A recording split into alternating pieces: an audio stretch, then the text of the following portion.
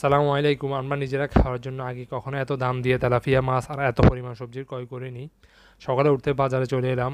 মাছ বাজারে এসে দেখি সারি সারি মাছ সাজানো আছে প্রতিটা দোকানে। মাছগুলো অত্যন্ত ফ্রেশ এবং তাজা।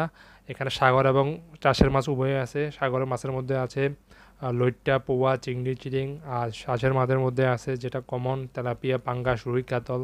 আমার নিজেরা খাওয়ার জন্য কিছু বড় সাইজের জীবিত তেলাপিয়া মাছ নিলাম। মাছগুলো অত্যন্ত টাটকা ছিল। প্রায় 3.5 কেজি মাছ নিলাম।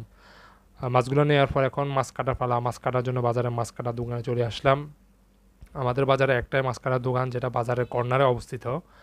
অ্যাকচুয়ালি আগে এখানে একজন মানুষের মাছ কাটতেন, এখন ওনার সাথে ওনার ছেলেও আছে। অ্যাকচুয়ালি তাদের মাছ কাটার দক্ষতা দেখলে আমি অনেক আশ্চর্য হই, কত দ্রুত তারা মাছটা কাটেন। মাছের আঁশ পরিষ্কার করে, মাছের পেট পরিষ্কার করে, মাছটা পিস পিস করে কেটে প্যাকেট করেন। অ্যাকচুয়ালি আমরা মাছ কাটা বলতে আগে জানতাম বাড়িতে মহিলারা বটি দিয়ে মাছ কাটতেন। এখন বাজারে মাছ কেটে মানুষ টাকা উপার্জন করছেন। আর বাড়িতে মহিলাদের পরিশ্রম বেঁচে যাচ্ছে, সময়ও বেঁচে যাচ্ছে। অ্যাকচুয়ালি ওদের মাছ কাটা দক্ষতা দেখে আমি আশ্চর্য হই। এর সাথে এটাও ভাবি যে আল্লাহ তাআলা মানুষকে কতভাবে রিজিকের ব্যবস্থা করে দিয়েছেন, যে একজন মানুষ মাছ কেটে টাকা উপার্জন করবে, এটা একসময় আমরা কল্পনাও করতে পারতাম না। এরপর মাছগুলো প্যাকেট করার পর এখন আমাদের সবজি কেনার পালা। সবজি কেনার জন্য সবজি বাজারে চলে আসলাম। এরকম সবুজ সবজি দেখলে আসলে চোখটা জুড়িয়ে যায়।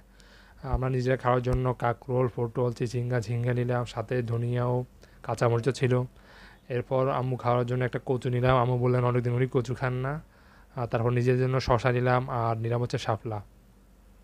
তো সবাই ভালো থাকবেন, আমাদের জন্য দোয়া করবেন। আল্লাহ হাফেজ, সালামু আলাইকুম।